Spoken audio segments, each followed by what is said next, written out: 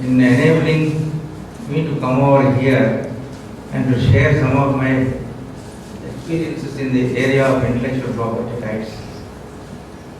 The management also I would like to thank for giving me an opportunity to see youngsters before me bubbling with a lot of enthusiasm and interest to know something about patents. One point I would like to add, patent-based projects is a norm today. Not many people in engineering colleges know that, but patent-based project, please note down. If you have some notes, I would like to say a few words, but these things should be elaborated over my lectures. 4 lectures I will give, morning 2, and another 2 in the afternoon. I don't bore you. I assure you that my lecture will not be boring. Even to me, if it is boring, it is boring, is it not? I also should feel if it is boring, I should quit immediately. I would like to make it as interesting as possible with many examples and many enthusiastic anecdotes. So don't worry, it is a full one-day session, but with a lot of enjoyment. Knowledge is, grabbing knowledge should not be painful, should not be headache. But I hope, and I am sure that I will make it as entertaining as possible throughout the day. So what is this patent-based projects? I will just give you some brief. Patent-based projects is a new concept which is not existing earlier, because JNTU usually for many of these pioneer projects and MTech projects, they say, take a IEEE paper and prove it. No need to improve it. No need to do a new paper, but at least to prove it. Do it and show that the results that are given in the IEEE paper are coming along with your thesis or in your project. That used to be one of the, I don't know whether it has changed right now. That appears to be very simple, is it not? Very simple. IEEE paper, and with that idea, there are umpteen number of 400, 500 companies that have started coming, saying that I will guide you for projects. 400 companies, something like 600 engineering colleges, once the government said, you don't need to pay tax. Your education institute won't pay back tax, you know. It's a real estate move. So you just put money, fee reimbursement is coming, that money you just invest, go on building the different types of departments, maybe a new college. That's how the 600 colleges have come. So there is an encouragement for putting money and educating people. Whether the real education is coming or not is a different issue. But that's how things are. So a project, how a project should be done, college will be in having a contract or agreement with some local commercial project spinning company. Project spinning company, you pay some 5,000 rupees, you go there, that company will organize 10 or 15 lectures on that topic. One fellow will be working on that. IEEE paper he will understand, he will teach 10 days, 10 times or 10 days, they may not be in sequence. You just go ahead, and then even that also people won't attend. 2 days they go, last 2 days they go. In between they bunk. And the project is over, then that fellow gives a soft copy of the project report, they come, print it out, they give us, that fellow makes a PPT also. And they hands it over to them, these people come and make a presentation. And all drama is going on. It's a general purpose. No, why I'm not making fun of it. It also involves some work. But it has been brought down to such a low level that no skill is attained in doing the project. Mainly the project is intended to make you start thinking about it, questioning yourself, collecting some material, some resource material, reading it, scratching your head for some time. It's for good. Don't think scratching head is not good. And then ultimately some new ideas come, group comes out with some good report. They write in their own language, See, writing in your own language is one skill. That today all companies are asking, which we are not doing in English. English in JNTU, anybody will pass because they don't even correct. 99 marks, 88 marks. Nobody fails in English. Strangely. They fail in all other subjects in first year, but not in English. English is left out because there is another commercial group selling, teaching English, speaking English, teaching English. So there is another commercial group. Why to get into trouble with them? So free. Everybody passes in English. True or not? Tell me. Third year students. Anybody is failed except one fellow who did not sit for the exam. They have not sit for the exam. So everyone, I am narrating all these things because so-called project-based learning, PBL, world-class word, project-based learning. Please note down, project-based learning is an international method of scientific learning today. Because in theory, all subjects we study theoretically, that's all. We don't apply it anywhere. So once you go to industry puts a lot of demands on you, asking you to apply whatever technology you have learned to use there. There you fail. Because you never apply it to any particular project.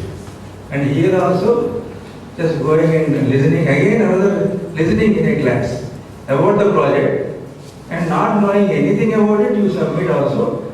There will be viva. Questions will be asked. Many times you are mum. Politically, better to keep mum rather than speak something wrong. So politically, it's a good strategy to keep mum, so that other fellow may think that he knows, but he is unable to communicate. Anyway, so why all this is, I am going to talk about patent-based projects. What is patent? Very simple terms I will tell you. The source is not a IEEE paper. It's a patent or number of patents. Maybe 10, 20 patents in a particular area. Collection of those things is not difficult at all. In this seminar itself, I will show you how to collect necessary patents for any topic, any project topic, and then start understanding how to use that information. Many people go to a patent attorney like me to submit and to file a patent in the patent office. 4 or 5 offices are there. One is in Chennai, another is in Bangalore, third is in Mumbai, fourth is in Calcutta, fifth is in Delhi. All these places you can file patent anywhere, depending upon the address at which you are. If you are in Hyderabad, you belong to Chennai. If you are near Maharashtra, you belong to Mumbai, like that. So these patent offices you can file anywhere. So only when somebody wants to file a patent, they come and try to understand what is a patent. Not right. It's too late, and just for filing a patent, you should not know what is a IPR. IPR is not just for filing. Okay, now at this point of time, I would like to tell you how big companies like Procter and Gamble's or your Reddy Labs, for example, in Hyderabad, how they work on research projects. How University of Berkeley or MIT, whatever it is, they work for projects only through patent information,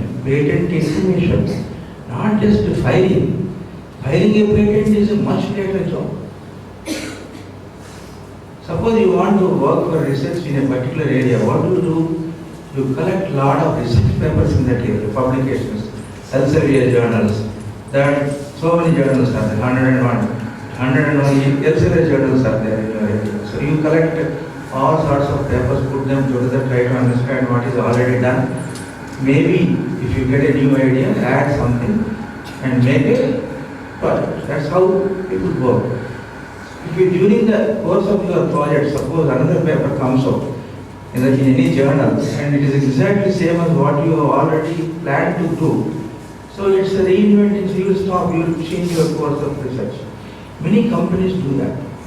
Many companies, when they are funding projects, 20 crores, 30 crores they spend on research projects. When they spend, they don't want to have a situation where everything is done for 3 years. At the end of 3 years, they find all this is already done, is published in various journals, and then also patented filed. What is the fun in spending that 20 crores? It has gone into sea, is it not? Dumped in the sea. So that is why Google is there now to help you. 80% of your knowledge is possible to search it through Google. And Google searching is not that difficult. But how to search is a big issue. Search technology, not all are, don't think that you know Google, you have a laptop, you have internet connection, you can find out everything. Searching is again an art. Searching is a technology by itself. There is a book by Google saying that Google hacking. Search for Google hacking book. Google hacking. Google hacking doesn't mean hacking the website of Google. Google hacking means searching through Google to get the exact document you are looking for. So you have to collect information. So many companies which are spending a lot of money on research, there is a group separately which is continuously, day-to-day basis, they collect patents in patents, published papers, non-patent literature they say.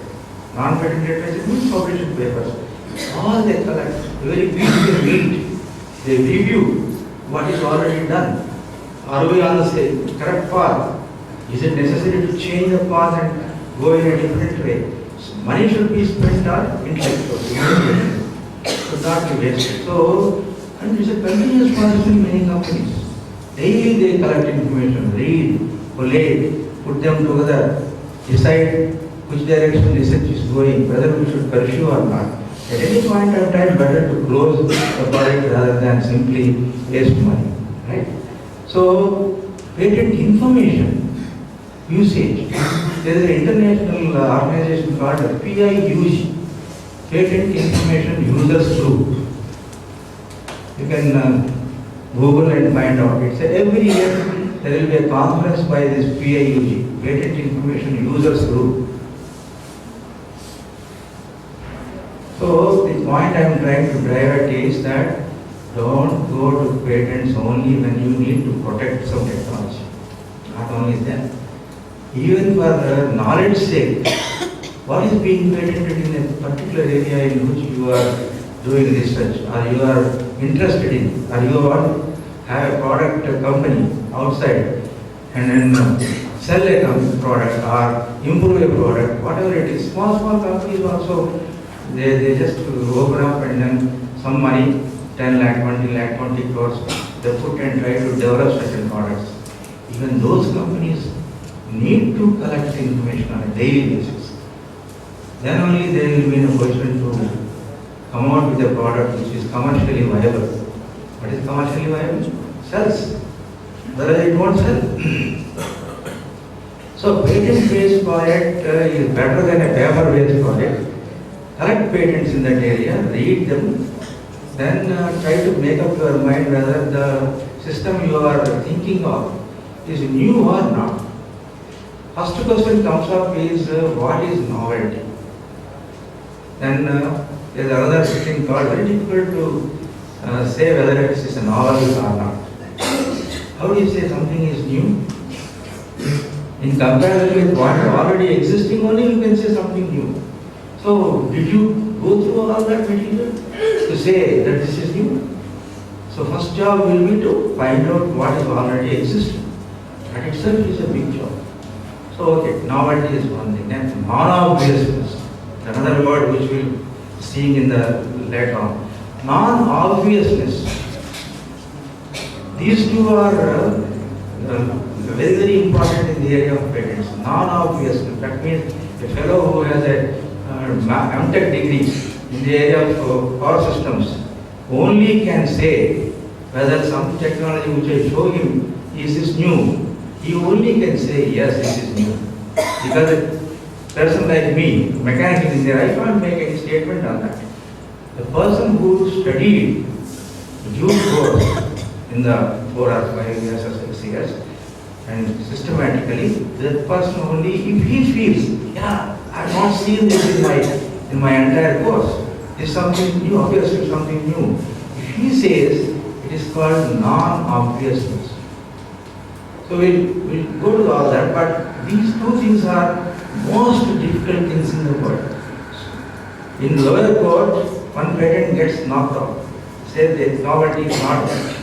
Goes to the higher court does some good work of search, then they come up and say this has novelty, this should be given quick patent. It goes on until Supreme Court. Like what happens in India, many cases go to the Supreme Court. Like that, they also go to Supreme Court. Final decision will be at Supreme Court level only. So it's a legal document. So patent information, using that and all that will be understood by you if you are doing a patent-based project. So patent-based project, is there any company that Kameswara Rao has established? No company at all. Only thing, my email address is there with your director R&D. Just ask him, I will try to help you. But the thing is, you must be really motivated, you must be ready to do a lot of hard work for searching, collating, coming out. All this you are prepared, you can do a patent-based project. But a patent-based project gives you a higher edge compared to simple paper-based project. So my lectures for all this full day will be useful for that. Very good base for doing a patent-based project. So welcome to the seminar. I think I have taken a long time. Sorry, I had not planned. And thank you very much.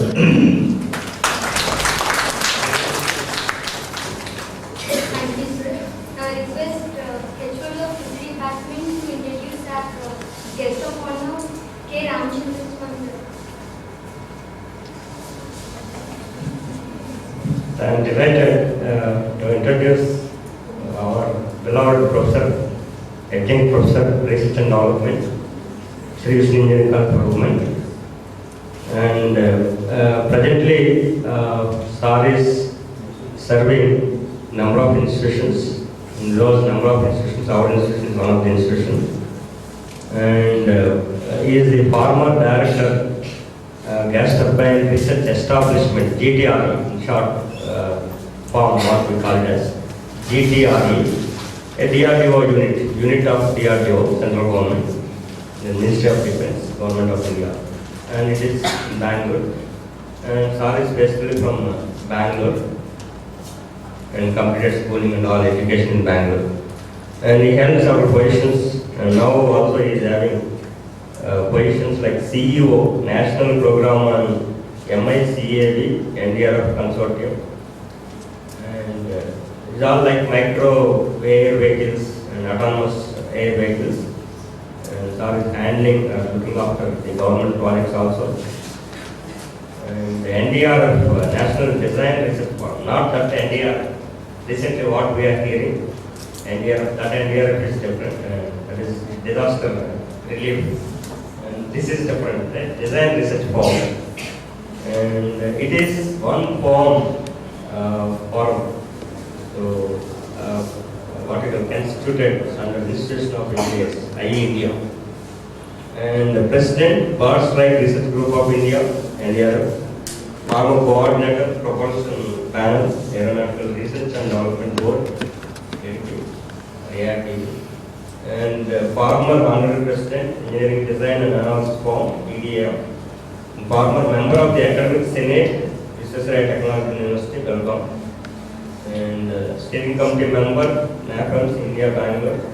Standing Committee on Autonomy to Engineering College, member, Viswesvaraya Technological University.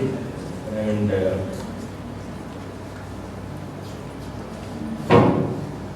Governing and Advisory Council, MEJ College of Engineering, Bangalore, ES College of Engineering, several other colleges. And along with our college, he is also advisor to Propulsion Technology Center, MSR School of Advanced Studies, and Research Center, Department of Mechanical Engineering, Gaussian College of Engineering, and also RV College of Engineering, Bangalore. And chartered mechanical engineer and is consultant for Debians Technologies Limited, Triveni Engineering Industries, Infinity Limited, all are Bangalore based, Cadence Digital Solutions, Annual Technology Solutions, Anaga Engineering, Polynex Limited, Hindustan Turbo Machinery, Sampurna Water Dynamics. So these are all industries for which he is consultant. And so total he has got some years of experience in research and development, more than 30 years, 30 plus years. And last 7 years he is also teaching, so teaching research and development. And sir is fellow in Institution of Engineers and Indian Society for Advancement of Materials and Process Engineering, ISAM. Member Society for Experimental Mechanics, Aeronautical Society of India, Material Research Society of India, IST, Institute of Smart Structures and Systems, ISAM, Rapid Prototyping Society, and Institute of Defense Sciences and Technologies. So, with these few, I think, lines, what is our, we can understand. And maybe really it is a great opportunity to see both eminent people who are doing serious research. So, thank you very much for giving me this opportunity.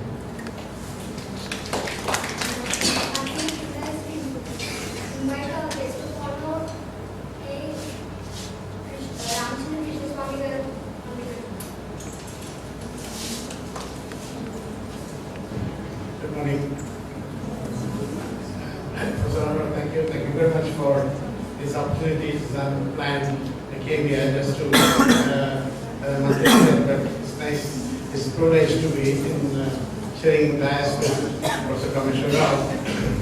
And I'm not as sort of enlightened, I'm not as much experienced in this specific topic of intellectual property rights, and we follow that. But from my previous experience, I can jolly well say that this is a very important topic, very relevant to our scenario today, and it's much more apt and opportune that we are doing it here today because you people, apart from the senior faculties who are participating in this workshop, it's good that students at that level we are already exposed, and I know for sure, and part of the VTU, the university level education is now focusing, at least giving some sort of exposure to the students right from the beginning. There is a subject itself, and there are other venues where the intellectual property rights and associated topics are being discussed and enforced, and so the students are aware of what it's all about. It was not so about 20 years back. In fact, there was very little activity of patenting, even in the industries in R&D, especially in the Indian context, is very, very backward, very poor. There are not many patents very forthcoming. For the simple reason we were trying to follow up and what others are doing, we were having very little of our own startup, but today it's different. And even today, if you look at, very little comes out of industry. I was working with quite a few industries, both Indian and the MNCs, and let me tell you, this number is staggering, because in 1 year we decided about 830 patents should be filed within a 6 months period. It's a tremendous task to do that. Even in MNCs, for example, Honeywell, we're talking about 550 target of patents to be done in about 6 months' time. So there was so much of importance and a compulsion to do patenting, because all that work that we are trying to do goes unnoticed, not converted into money, and commercial activity stops there. So there is a lot of activity even in the industry in R&D today. India itself, there's a lot of activity, and every industry, for example, is now having its own cell, IPR cells, which help in patenting. And these are humongous, as Professor Kameswara will be telling you all this. The difficulties involved in converting ideas, designs, and products into patents, and which is much more important for that. We are talking about fighting patents on tulsi plant, turmeric, basmati, and what have you. All our products, they're all being patented elsewhere. We just are not aware of what's happening. in that context, it's good that the students, you're already being told, you're being exposed to the mechanisms of patenting, the proper intellectual property rights, as well as the methodology of doing it, what it takes to get patents. And this is an important thing that we should learn. It's good that it's happening under the banner of TechUp. And in fact, we have initiated InVitu and other university in Karnataka that every professor should be evaluated not necessarily by the number of papers they publish, by the number of patents that they have filed. Now, this is something which I have brought up to the academic senate. It's an important thing because some of these papers which are published, there were a lot of patent content, IP content, and they go out of context because you publish them before you patent. And that's lost to the university, lost to the faculty, lost to the university, lost to the college, and to the country as a whole. So what is patent, what is a paper, what are the relationship, all these things are very nitty-gritty details that we need to understand. And it's good that students are made aware of these small workshops. And importantly, Professor Kameswara, there are a lot of qualifications, certifications to back up his profession in IPR. I remember a couple of my colleagues did law. As engineers, they had a degree in law. Legal issues involved in engineering. We were thinking they were all crazy, but it's a must, it's a necessary thing. Today, in addition to this profession, commerce and law, MBA, engineering and MBA is a good combination. But I think in the years to come, engineering and patent degrees, qualifications, specialization in patenting could be an added asset. We need to have more. We were looking for people today, about 1 year back, to make this 850 patents become reality. We are not having enough people. We are not having enough experience, and therefore, things will get slowed down. So if you look at extrapolate the demand for people with a legal, with patent background, it's going to be staggering. We're going to have a big gap between demand and supply, and therefore, it's good that people, some of you, having learned the basics, and even go up, like Professor Kameswara Rao, to do some specialization in addition to engineering. You will probably have good job potential, and every industry, a cluster of industries with a patenting cell would be a lot of good service, because it's lots of wealth is lost by not patenting. It just goes away.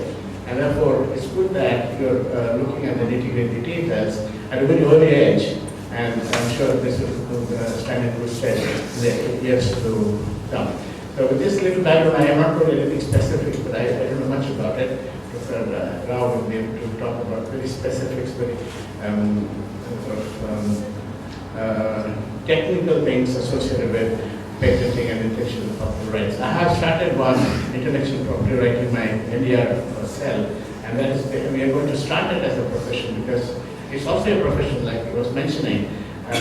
People may not know much about the nuances of patenting, but it's become a profession, a professional thing where you can connect people and enable the society to put up all the patent ideas and designs and products and help them to push these patenting activities in the country. So there's a lot of activity, there's a lot of importance, and there's a lot of potential. And in fact, it's a must for an economy like ours who are lagging behind. The little that we do should not be lost due to lack of our ability to create wealth of our own enterprise. That I think we should try to do. I wish you all the best, and I'm sure with the professor's presence you will learn a lot. And in fact, my submission is a workshop like this should not simply be an open stuff. And some of you should give a feedback. And if at least a couple of you can come and tell what is it you learned and how to progress this further to either Professor Rao or Professor Kameswara, that would be the thing which is worth this trouble. I have a separate feeling, it can be negative, but it's a fact that most of the workshops, conferences, and symposia are open and they just come and talk, you listen, and then it's over. But I think we should let that happen. So some of you get together and make some sort of proposal how to progress this whatever little you learn into some further activity within the college, whichever college is participating, whichever industry is participating. We should have a next step identified in today's workshop. Thank you very much.